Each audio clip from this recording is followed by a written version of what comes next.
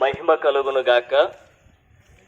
ప్రియమైన దేవుని ప్రజలారా, మా ప్రాంతీయ నివాసులైన మీ అందరికీ మన రక్షకుడును ప్రభు అయిన యేసుక్రీస్తు ప్రశస్త ఘనమైన నామమున మీ అందరికీ శుభములు, వందనాలు తెలియజేస్తూ ఉన్నాం.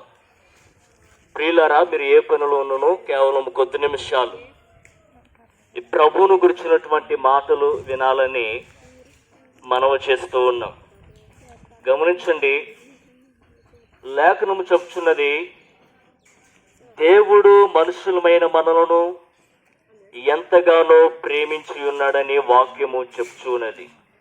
అవునండి, దేవుడు మనల్ని ఎంతగా ప్రేమించి ఉన్నాడు అని మనం ఆలోచన చేస్తే, తన ఏకైక కుమారుడైన యేసుక్రీస్తు వారిని నీనా పాప శాపాలు నిమిత్తమై శిలువ మరణమునకు అప్పగించినంతగా ఆయన మనల్ని ప్రేమించి తన ప్రియకుమారుడైన యేసుక్రీస్తు వారిని శిలువ మరణమునకు అప్పగించి క్రియల రూపముగా దేవుడు మన పట్ల తన ప్రేమను వెల్లడి పరిచి ఉన్నాడు. అవును ప్రియులారా, ప్రభు అని యేసుక్రీస్తు వారు దేవుడై ఉండి ఆయన పరలోక రాజ్యములో ఉండుట విడిచిపెట్టకూడని భాగ్యమని ఎంచుకొనక దాసుని స్వరూపమును ధరించిన వాడై రిక్తునుగా దీనునిగా కన్యక గర్భము గుండా ఈ లోకములోనికి దిగవచ్చి ఉన్నాడు. మనుషుల మధ్యన మానవ అతీతమైన ఎన్నో గొప్ప కార్యాలను ఆయన చేస్తున్నాడు. అంతేకాదు ప్రియులరా, ఆయన తన్ను తాను తగ్గించుకుని పరిచారికుడిగా ఈ లోకములో ఆయన జీవించున్నాడు. ఒక సందర్భములో తనను వెంబడిస్తున్నటువంటి శిష్యులు కొందరున్నారు. వారి యొక్క పాదాలను కడిగినటువంటి సేవకుడిగా మరి యేసుక్రీస్తు వారు మనకు కనబడుతూ ఉన్నాడు.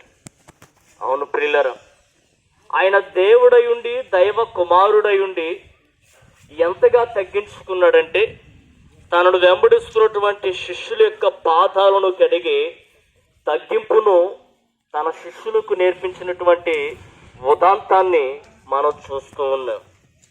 అంతేకాదు ప్రియులరా, ఇంకా అనేకమైనటువంటి కార్యాలను చేసి ఆయన సర్వాధికారి అయిన దేవుడిగా తన్ను తాను ఈ లోకానికి కనపరుచుకుని ఉన్నాడు.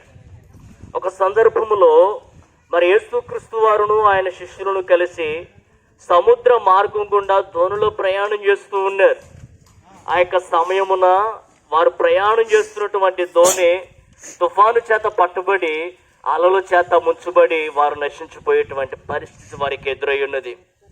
ఆ సమయమున యేసుక్రీస్తు వారు లేచి తన చేయినెత్తి ఆ యొక్క సముద్రమును, ఆ గాలిని గద్దించగా మరి పొంగుచున్నటువంటి యొక్క తుఫాను మిక్కిలి నిమ్మలముగా మారిపోయి ఉన్నది.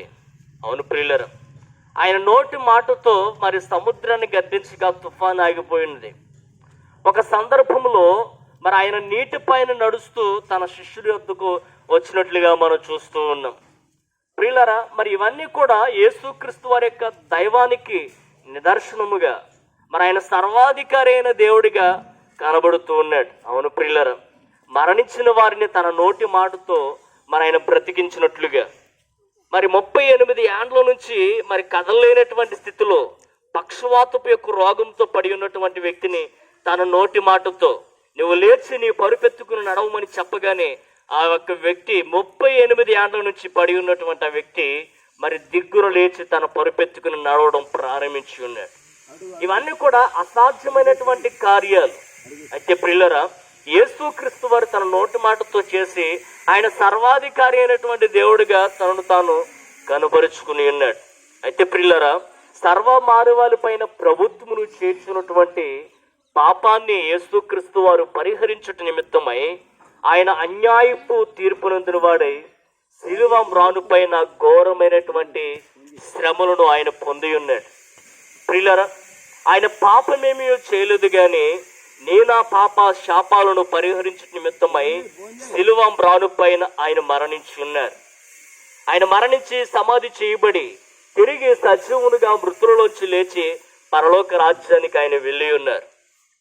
ఈ మాటలు వింటున్న ప్రియ సహోదరి సహోదరుడా, దేవుని ప్రజలారా గమనించండి.